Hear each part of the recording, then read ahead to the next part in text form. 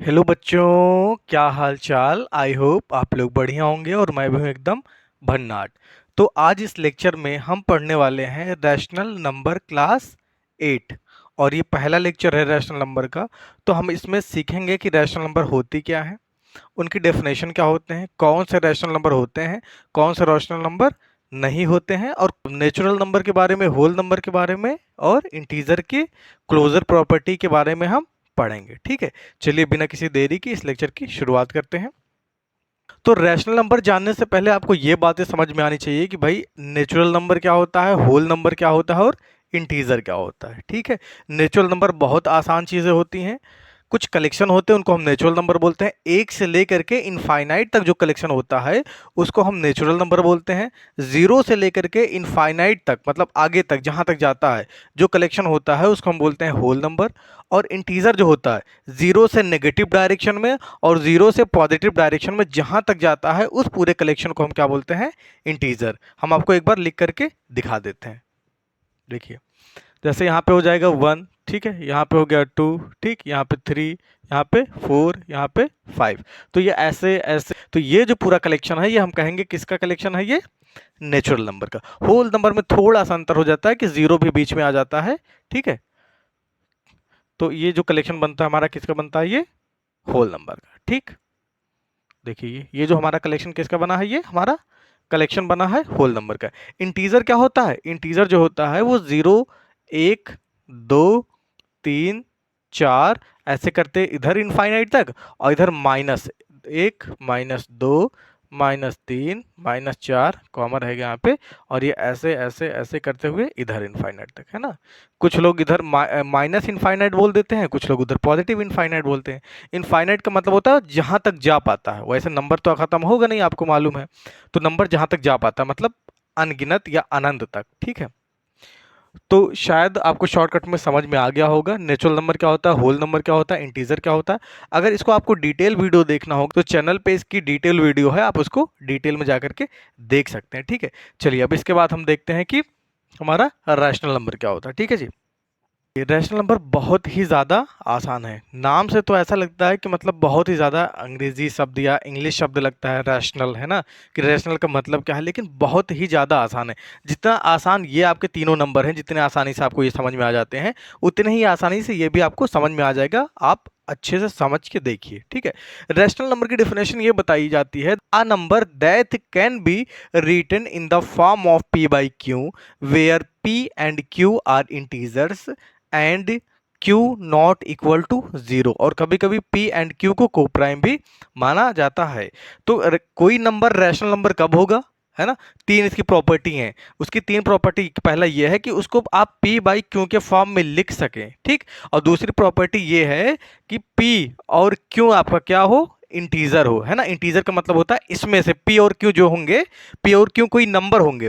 P by Q का मतलब होता है P बटे Q जैसा कुछ लिख दो, जैसे मैंने लिख दिया 1/2, तो जहां P जो है वो 1 हो गया और Q जो है आपका वो 2 हो गया। ठीक है, तो P/2 मतलब बटे करके फ्रैक्शन में आप लिख पाओ।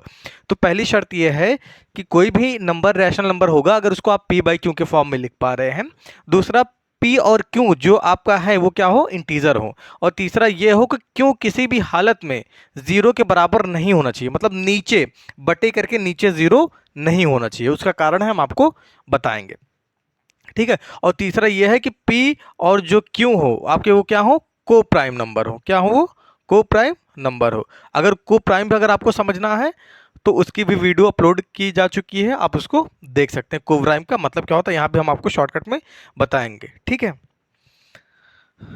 चलिए अब एक एक करके देखते हैं। जैसे हमारे पास कोई एग्जाम्पल है, मान लो हमारे पास कोई एग्जाम्पल है, मान लेते हैं हमारे पास है -5 या 5 मान लेते हैं। ठीक है, तो क्या 5 रैशनल नंबर है, तो इसकी तीन प्रॉपर्टी हैं, तीनों प्रॉपर्टी होनी चाहिए। रैशनल नंबर होने के लिए ये और ये तीनों चीज़ें, मेन चीज़ तो ये है, तीनों 1 2 3 मेन ये है, और ये भी मानी जाती है। ठीक है, तो 1 2 3 शर्त है। अगर ये तीनों शर्त को, इन तीनों शर्त को अगर कोई नंबर मान लेता है या उस पर लागू हो जाता है उस नंबर पे, तो हम कहेंगे वह नंबर हमारा रैशनल नंबर है। जैसे हमने कहा 5, तो आपको पता है कि 5 को लिखा जा सकता है 5/1, ठीक, तो पहली शर्त पूरी हो गई है कि P बटे Q के फॉर्म में लिखा जा चुका है, P और यहाँ पे Q के फॉर्म में लिखा जा चुका है। दूसरा ये है कि P और Q इंटीजर हो, तो अगर आप ध्यान से देखेंगे तो जो 5 है और जो 1 है, देखिए 5 कहाँ पे आएगा, यहाँ इसके बाद आएगा हमारा यहाँ 5, ठीक, और जो 1 है हमारा ये भी इंटीजर है, तो 5 और 1 इंटीजर भी हो गया, P बाई Q के फॉर्म में हो गया, 5 एक इंटीजर हो गया। और तीसरी बात यह है कि Q जो है 0 के बराबर नहीं होना चाहिए, Q 0 नहीं होना चाहिए। और यहाँ पे अगर आप देखेंगे, अगर यहाँ पे आप देखेंगे तो Q 0 है भी नहीं, इसका मतलब यह है कि 5 बटे 1 हमारा कैसा नंबर है, रैशनल नंबर है। ऐसे जितनी भी संख्या है, पहला एग्जांपल हो गया, दूसरा ले लेते हैं, ठीक है। जैसे मान लो मैंने ले लिया 5.1, है ना। अगर आप फ्रैक्शन अच्छे से पढ़े होंगे तो आपको पता होगा कि 5.1 को लिखा जाता है, लिखा जा सकता है 51/10, है ना। 5.1 को ये लिखा जा सकता है, कैसे लिखा जाता है मैं आपको बताता हूँ। जैसे यहाँ पे है पॉइंट, ठीक है, तो यहाँ पे एक ऐसे अपॉन का आप साइन करेंगे, ठीक है। इस अगर देखिए ये जो डेसिमल है, ये डेसिमल अगर हटता है तो डेसिमल के नीचे 1 आता है, और डेसिमल के बाद एक डिजिट था तो एक 0 बढ़ गया, तो 5.1 को 51/10 लिखा जा सकता है, ठीक है। 5.1 को 51/10 लिखा जा सकता है। अब अगर आप इसको यहाँ से मैच कराएंगे तो P बाई Q के फॉर्म में भी हो चुका है, ठीक। अगली बात समझ में, P और Q 51 और 10, अगर आप जाएंगे आगे तो यहाँ पे कहीं ना कहीं आपका 51 आएगा, 51 100% आएगा, और आपका 10 यही कहीं बीच में आएगा, 5 6 7 8 9 10 आ जाएगा। तो 51 और जो 10 है आपका इंटीजर भी है, P बटे Q के फॉर्म में भी है, और अगर आप देखेंगे Q आपका 0 है भी नहीं, है ना, ठीक है। तो आपका क्या हो गया, 51, ये 5.1 आपका क्या हो गया, रैशनल नंबर हो गया, ठीक है, क्योंकि ये बराबर ये है, तो अगर ये रैशनल नंबर है तो मतलब ये भी रैशनल नंबर है, ठीक है। तो any number that can be written in the form of P by Q where P and Q are integer and Q is not equal to 0, we can say to the number this is a rational number, ठीक। तीसरी बात आप minus में भी ले सकते हैं, कैसे भी आप ले सकते हैं ना, जैसा आपका मन करता है। जैसे हमने मान लो यहाँ पे ले लिया -2, ठीक, -2 को आप लिख सकते हो -2/1, ठीक है। अब -2/1 इसलिए लिखा जा सकता है क्योंकि जो इसकी वैल्यू है वही इसकी वैल्यू है, किसी भी संख्या को 1 से डिवाइड करोगे तो वही संख्या चली जाएगी, बात समझ में आ रही होगी आपको, ठीक। तो अब देखिए P बाई Q के फॉर्म में हो गया, -2 यहाँ पे है, 1 यहाँ पे है, तो मतलब -2 और 1 आपका इंटीजर भी से होना चाहिए, तो इंटीजर हो गया, सॉरी यहाँ लिख देते हैं, ये आपका इंटीजर होना चाहिए, ठीक, ये आपका इंटीजर हो गया। और देखिए Q आपका 0 के बराबर है भी नहीं, ठीक है। तो ऐसे कितनी भी संख्याएं होंगी, कितनी भी संख्याएं आपके पास होंगी, अगर आप उनको फ्रैक्शन के फॉर्म में बदल सकते हैं तो ये सब चीज़ें अपने आप सेटिस्फाई हो जाती हैं, और इसका मतलब ये है कि वो नंबर आपका जो भी आप P बाई Q के फॉर्म में लिख पाएंगे वो आपका रैशनल नंबर हो जाएगा, सिंपल, बहुत आसान, ठीक है। मतलब P बाई Q के फॉर्म में P और Q और इंटीजर, है ना, और Q नॉट इक्वल टू 0, कितनी आसान बात है, ठीक है। और कौन सा ऐसा नंबर होगा जिसको नहीं लिखा जा सकता भाई, सभी। 0 की बात कर लेते हैं, हाँ थोड़ा स्पेशल होता है ना, 0 की बात कर लेते हैं, चौथा 0 की बात कर लेते हैं, तो 0 को 0 क्या 0 रैशनल नंबर है, हाँ बिल्कुल, क्योंकि 0 को आप लिख सकते हो 0/1, है ना। 0 को कोई भी संख्या, यहाँ पे तो 1 डिवाइड कर रही है, 0 को देखो 0/2, 0/3, मतलब 0 बराबर 0/1, 0/2, मतलब 0 बटे कोई भी नंबर होगा, 0 को कोई भी नंबर अगर डिवाइड करेगा तो आंसर 0 ही आएगा, तो ये सब आपस में बराबर है। और अगर आप ध्यान से देखेंगे तो ये P बटे Q के फॉर्म में हो गया है, 0 और P एंड Q इंटीजर होना चाहिए, 0 1 इंटीजर है, यहाँ भी इंटीजर है, यहाँ भी दोनों इंटीजर है, और आपके क्या है Q should not equal to 0, और ये 0 है भी नहीं, तो कहीं ना कहीं आपका जो 0 है वो एक रैशनल नंबर होता है। और तीसरी बात ये क्या होती है ना, ये जो हमने लिखा है को प्राइम का मतलब होता है कि ऐसे दो नंबर्स, है ना, ऐसे दो नंबर, जैसे मैं कहता हूं यहाँ पे है मान लो हमारे पास है 2.2, ठीक है, इसको हम लिख देंगे 22/10, ठीक। और देखिए अब देखिए इसको अगर हम सिंपल करेंगे तो आएगा 11/5, ठीक। अब ये जो है ये हमारा को प्राइम है, देखिए यहाँ पे P हमारा 11 है और Q कितना हमारा 5 है, ठीक है, दोनों क्या है आपके को प्राइम है। को प्राइम का मतलब होता है कि दोनों का जो फैक्टर हो सिर्फ 1 हो, 1 के अलावा इनका कोई कॉमन फैक्टर ना हो। अगर सीधी सीधी बात करें, अगर सिंपल बात करें, तो अगर आप ध्यान से देखेंगे तो ये दोनों सिर्फ 1 की ही टेबल में आते हैं, तो मतलब इनका जो 1 है वो इनका कॉमन फैक्टर हो गया, ठीक है, और किसी की टेबल में नहीं आता। अगर आप इनको देखेंगे और इनको देखेंगे तो ये ये और ये दोनों 2 की टेबल में भी आते हैं और 1 की भी टेबल में आते हैं, तो मतलब इनका कॉमन फैक्टर 1 भी है 2 भी है। तो ऐसे नंबर्स को ऐसे नंबर को हम को प्राइम नंबर नहीं बोलते हैं। क्यों? क्योंकि इनका जो कॉमन फैक्टर है वो 1 भी है 2 भी है, सिर्फ होना क्या चाहिए? 1 होना चाहिए, जैसे यहाँ पे, जैसे यहाँ पे। ठीक है, छठवीं बात कर लेते हैं कि भैया ये बात, ये है ना, कि क्यों जो है वो जीरो ना हो, है ना, क्यों क्यों क्यों क्यों क्यों जीरो नहीं हो सकता, इसकी बात हम बताते हैं। क्योंकि अगर जैसे मान लो मेरे पास कोई संख्या 2 है, अगर आपने इसको 2/0 लिख दिया किसी भी हाल में, मतलब किसी भी संख्या के नीचे जीरो हो ही नहीं सकता। कोई भी नंबर है ऊपर और नीचे अगर जीरो है तो इसका आंसर जो है वो नॉट डिफाइन आता है। नॉट डिफाइंड का मतलब होता है कि इसका आंसर नहीं होता है। आप अगर कैलकुलेटर में भी करके देखेंगे, अभी जस्ट करके देख लीजिए, any number divide by zero is not defined. किसी भी संख्या को जीरो से डिवाइड करेंगे तो आंसर पता नहीं क्या आता है, कैन नॉट डिवाइड, वैसे लिख के आए कैन नॉट बी डिवाइड। ठीक है, और अगर जीरो ऊपर होगा नीचे नंबर होगा, मतलब जीरो को सभी नंबर डिवाइड करेंगे आंसर जीरो आएगा। तो क्यू जो है वो क्यों जीरो नहीं होना चाहिए? क्योंकि आंसर आता ही नहीं है। ठीक है ना, तो ये बात हमको समझ में आ गई, रैशनल नंबर क्या होता है। डेफिनेशन आपके बुक में दी गई है। ठीक, अब हम बात थोड़ी सी और कर लेते हैं कि भाई natural number, whole number, integer और रैशनल नंबर में कोई रिलेशन है? बिल्कुल रिलेशन है, ध्यान से देखिए। सभी नेचुरल नंबर होल नंबर के अंदर आ जाते हैं और सभी होल नंबर इंटीजर के अंदर आपको दिख रहे हैं। देखो ये यहाँ से वहाँ तक होल नंबर, अगर ध्यान से देखो यहाँ से यहाँ तक तो नेचुरल नंबर हो जाएगा, यहाँ से यहाँ तक होल नंबर। तो इंटीजर के अंदर होल नंबर भी आता है, नेचुरल नंबर भी आता है। ठीक है, होल नंबर के अंदर नेचुरल नंबर आता है। ठीक है, तो इसको हम थोड़ा और अच्छे से समझाने की कोशिश करते हैं। देखिए, जैसे मैं बात करता हूँ यहाँ पे कोई है हाँ, देखिए पहले मैं ये प्रूफ कर देता हूँ कि जितने नेचुरल नंबर हैं वो सब रैशनल नंबर हैं। जितने नेचुरल नंबर, जितने होल नंबर हैं और जितने भी इंटीजर्स हैं सब रैशनल नंबर के अंदर आते हैं। कैसे? जैसे आपको पता है कि सब के नीचे यहाँ पे 1 करके आप लिख सकते हो, यहाँ पे /1 /1 /1 /1 /1, ऐसे करते हुए सबके /1 ऐसे सबके नीचे 1 कर सकते हो। तो भाई सबके नीचे अगर 1 कर सकते हो तो ये सब चीज़ P/Q के फॉर्म में हो गई। P&Q सब इंटीजर के अंदर आ गया और Q नॉट इक्वल टू 0 हो गया सब। तो सभी नेचुरल नंबर रैशनल नंबर होते हैं, सभी होल नंबर रैशनल नंबर होते हैं और सभी इंटीजर्स भी रैशनल नंबर होते हैं। ठीक है, तो इसका अगर आप ऐसे बनाना चाहोगे तो एक अगर पिक्चर बनाना चाहोगे तो जितने देखो, एक बड़ा सा है आपका रैशनल नंबर। ठीक ठीक, और रैशनल नंबर के अंदर आपका आता है इंटीजर। ठीक, और इंटीजर के अंदर आपका आता है होल नंबर, और होल नंबर के अंदर आपका आता है नेचुरल नंबर। ठीक है, ये ऐसे आप बना सकते हो पिक्चर। सभी नेचुरल, देखो नेचुरल नंबर रैशनल नंबर के अंदर है, होल नंबर भी रैशनल नंबर के अंदर है, इंटीजर भी रैशनल नंबर के अंदर है। मतलब ये natural number, whole number, integer सभी रैशनल नंबर होते हैं। और देखिए होल नंबर के अंदर आपका नेचुरल नंबर आ रहा है, तो जितने भी नेचुरल नंबर होते हैं वो सब होल नंबर होते हैं, और जितने होल नंबर होते हैं वो सब इंटीजर होते हैं, जितने इंटीजर होते हैं वो सब आपके रैशनल नंबर होते हैं। ठीक है, ये क्वेश्चन शायद पूछा जाता है,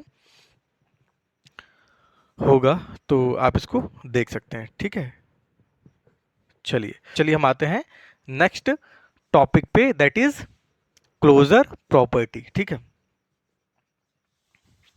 पहली प्रॉपर्टी पे आ जाते हैं, है ना। कुछ प्रॉपर्टीज हैं जो पढ़ना बहुत जरूरी है। प्रॉपर्टी, पहली प्रॉपर्टी हम पढ़ेंगे इस लेक्चर में, CLOSURE, क्लोजर प्रॉपर्टी। ठीक है, अब क्लोजर प्रॉपर्टी सिर्फ आपको समझना है, और क्लोजर प्रॉपर्टी सबके लिए होता है। क्लोजर का मतलब होता है क्लोज, है ना। ठीक है, क्लोज जैसे उसके कोई संबंधित, क्लोज बताते हैं आगे क्या उसका मतलब है। जैसे हमारे पास है नेचुरल नंबर, ठीक है, नेचुरल नंबर, ठीक, नेचुरल नंबर हो गया। फिर हमारा आता है होल नंबर, फिर हमारा आता है इंटीजर्स, फिर हम, तो हम पहले एडिशन की बात कर लेंगे।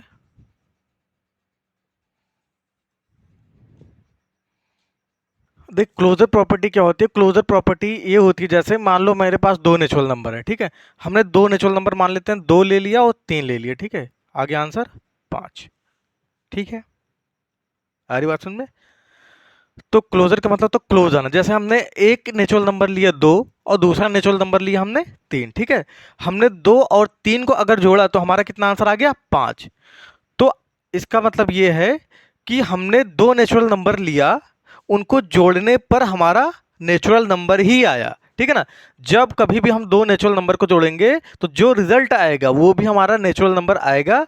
इसलिए हम बोलते हैं कि natural numbers are closed under addition. मतलब जो नंबर आया वो नेचुरल नंबर के क्लोज होगा, क्योंकि जो दो था वो नेचुरल नंबर के क्लोज था, तीन नेचुरल नंबर के क्लोज था, और दोनों का रिजल्ट जो 5 आया वो भी नेचुरल नंबर के क्लोज है। तो एक लाइन बोली जाती है, एक लाइन लिखी जाती है कि natural numbers are closed under addition. और सब्ट्रैक्शन में देखते हैं, जैसे मान लो हमने 2 माइनस 3 कर दिया, ठीक। हमारे पास दो था, हमारे पास तीन था, ठीक। और हमने दोनों को माइनस कर दिया, दो तीन था हमारे पास, दोनों को माइनस कर दिया, आंसर कितना आ गया, -1, ठीक है। तो मतलब अगर हमने कोई दो नेचुरल नंबर लिया तो जरूरी नहीं जो तीसरा आए वो भी नेचुरल नंबर आए, ठीक है ना। तो इसका मतलब ये होता है कि natural numbers are not closed under subtraction. मतलब उनको अगर दो नेचुरल नंबर को अगर आप सब्ट्रैक्ट करते हैं तो जरूरी नहीं कि तीसरा जो नंबर आपका आएगा वो भी नेचुरल नंबर होगा, ठीक है। मल्टीप्लिकेशन में देख लेते हैं, 2 गुणे 3। देखो भाई, मैं एक एक एग्जांपल ले रहा हूं क्योंकि वीडियो बहुत ज्यादा लंबी बन जाती है। आप ढेर सारे लेके देख सकते हो, ऐसा ही होता है, ठीक है ना। ये चीजें होती हैं। तो ये तो क्लोज होता है, ये क्लोज्ड नहीं होता है। तो सॉरी, यहाँ नहीं करते हैं, ठीक। यहाँ करते हैं, जैसे मैं यहाँ करूँगा, ये क्लोज्ड होता है, ये क्लोज्ड नहीं होता है। मतलब तीसरा हमारा नेचुरल नंबर क्लोज नहीं करता है, उसके क्लोज नहीं आता है। 2 तिहाई 6, ये भी नेचुरल नंबर, ये भी नेचुरल नंबर, और जो आंसर हमारा आया वो भी नेचुरल नंबर आया। लेकिन शर्त यह है कि दोनों आपके नेचुरल नंबर होने चाहिए। तो हमने सब ये दोनों नेचुरल नंबर लिए हैं, यहाँ नेचुरल नंबर आया, यहाँ नहीं आया, यहाँ भी आया, तो मतलब ये हम बोलेंगे natural numbers are close under multiplication. मतलब जब भी हम दो नेचुरल नंबर को मल्टीप्लाई करेंगे तो तीसरा भी हमारा नेचुरल नंबर आएगा। डिवीजन में आप करके देख सकते हैं, डिवीजन में नहीं आएगा, 2/3 आ गया। 2/3 अगर आप देखेंगे तो ये कोई नेचुरल नंबर नहीं होता है, ठीक है। ये नेचुरल नंबर है, ये नेचुरल नंबर है, लेकिन ये नेचुरल नंबर नहीं है, ठीक है। होल नंबर में आप देख लीजिए, होल नंबर को अगर आप ऐड कर देखो, वैसे भी ये होल ही नंबर है। 0 ले लो, 0 क्या, 2 + 6 ले लो, आंसर 8 आ गया। तो ये होता है whole number are closed under addition. यहाँ पे अगर आप सब्ट्रैक्ट करने की कोशिश करेंगे तो आएगा ही नहीं, क्योंकि ये होल नंबर नहीं है, ये होल नंबर है, ठीक है। यहाँ पे जैसे ये है तो आप बोलोगे whole number are not closed under subtraction, ठीक है। ये नहीं होता है। उसी प्रकार डिवीजन में हो जा सॉरी मल्टीप्लिकेशन में हो जाता है, 2×12।